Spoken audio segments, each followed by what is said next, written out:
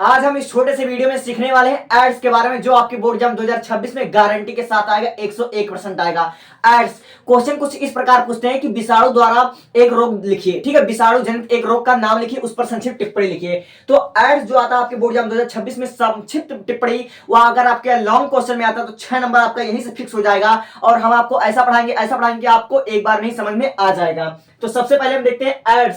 Ads का full form क्या होता है। तो हमारा एक नंबर के कभी मल्टीपल चॉइस क्वेश्चन में पूछ लिया जाता है कि एड्स का फुल फॉर्म क्या होता है। तो एड्स का फुल फॉर्म होता है एक्वायर्ड इम्यूनोडेफिशिएंसी सिंड्रोम, और हिंदी में इसको बोलते हैं उपार्जित प्रतिरक्षा अपूर्णता संलक्षण, या फिर इसको बोलते हैं उपार्जित प्रतिरक्षा अपूर्णता यानी कि न्यूनता संलक्षण यानी कि सिंड्रोम। एक बार आपसे इसको पढ़ेंगे। एड्स का जो फुल फॉर्म होता है वह इंग्लिश में क्या होता है, एक्वायर्ड इम्यूनोडेफिशिएंसी सिंड्रोम, और हिंदी में होता है उपार्जित प्रतिरक्षा अपूर्णता संलक्षण। और आपके एक नंबर में पूछा जाता है कि एड्स जो हमारा है वह संक्रामित रोग है या फिर असंक्रामित रोग है। तो एड्स जो हमारा है वह असंक्रामित रोग है, यह आपके एक नंबर में पूछा जाता है। अब यहां से मेन पॉइंट की शुरुआत होती है, ठीक है, कि एड्स कैसे होता है, किसके द्वारा फैलता है। अगर आपके बोर्ड एग्जाम में आ गया तो आप लोग कैसे लिखोगे, आप लोग लिखोगे एड्स। एड्स जो होता है वो हमारा मुख्य रूप से रेट्रोवायरस विषाणु द्वारा फैलता है। एड्स किसके द्वारा फैलता है, एड्स जो होता है वह रेट्रोवायरस विषाणु द्वारा फैलता है। रेट्रोवायरस विषाणु द्वारा फैलता है, यह आपके एक नंबर में पूछा जा सकता है।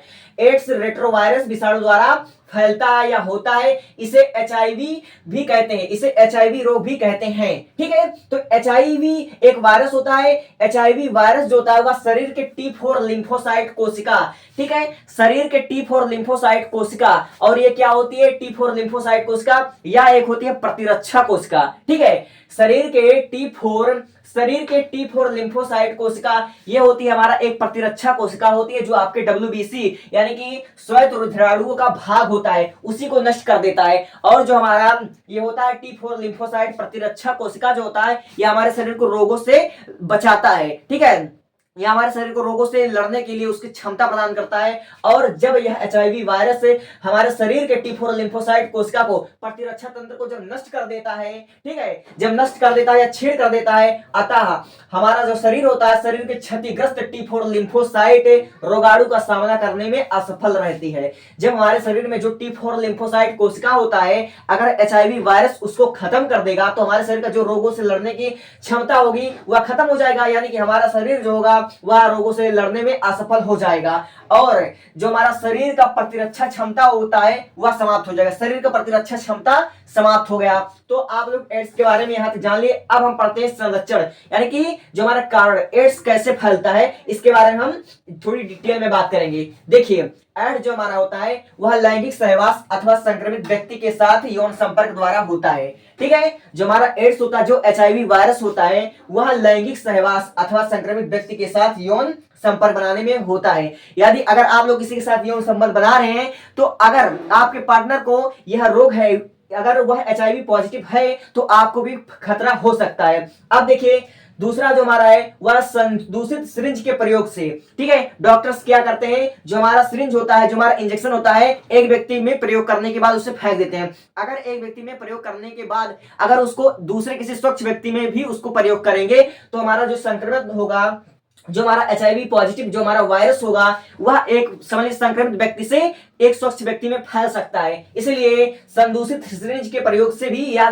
फैलने का खतरा रहता है। और देखिए, संदूषित रुधिर आधान द्वारा, ठीक है, बहुत से लोग क्या करते हैं, ब्लड का दान करते हैं या फिर ब्लड लेते हैं। अगर आप लोग रक्त दान करते हो या रक्त को अगर किसी से लेते हो, तो डॉक्टर्स क्या करते हैं, सबसे पहले उसका टेस्ट करते हैं कि कहीं उसमें एचआईवी का संक्रमण तो नहीं, उसमें वायरस तो नहीं है, तब जाकर किसी को ब्लड चढ़ाया जाता है या फिर क्या किया जाता है, लिया जाता है। या आप डोनेट करो या अगर एब्जॉर्ब करते हो तो पहले चेक किया जाता है, ठीक है। अब देखिए, अंग प्रतिरोपण द्वारा, यानी कि अंग का आदान प्रदान करने के बाद, बहुत से लोगों का क्या होता है, कोई अंग, कोई बॉडी पार्ट अगर खराब हो जाता है, तो उसका अगर आप लोग आदान प्रदान करते हो, तो डॉक्टर्स उसको बनाने से पहले मतलब चेक करते हैं कि कहीं वह व्यक्ति जो कि अंग दे रहा है या फिर ले रहा है, वह एचआईवी पॉजिटिव तो नहीं है, ठीक है। अब देखिए, कृत्रिम वीर सेचन द्वारा, यानी कि जो हमारा यह वायरस होता है एचआईवी पॉजिटिव, यह क्या होता है, यह मनुष्य के वीर में पाया जाता है, ठीक है। अब देखिए प्रसव के समय माता से शिशु में भी फैल सकता है। प्रसव के समय यानी कि डिलीवरी के समय यह माता से शिशु में फैल सकता है। यानी कि अगर माता को यह रोग है, एड्स यह अगर रोग है, तो यह क्या होता है, उनके शिशु में भी फैल सकता है, इसका खतरा होता है। अब देते हैं इसके लक्षण। अगर किसी को यह बीमारी है, एड्स है किसी को, ठीक है, तो उसके शरीर पर क्या प्रभाव पड़ेगा, उसका लक्षण क्या होगा, ठीक है। वह व्यक्ति जो होगा, जो इस रोग से पीड़ित होगा, एड्स के संक्रमण के फलस्वरूप अन्य लिम्फोसाइट को सक्रिय करने वाली जो हमारी सहायक T4 कोशिका होती है, उसकी संख्या में कमी आ जाती है। यानी कि हमारे शरीर में एक और सहायक कोशिका होती है जो T4 लिम्फोसाइट्स, इस प्रतिरक्षा को बनाती है या उत्पन्न करती है।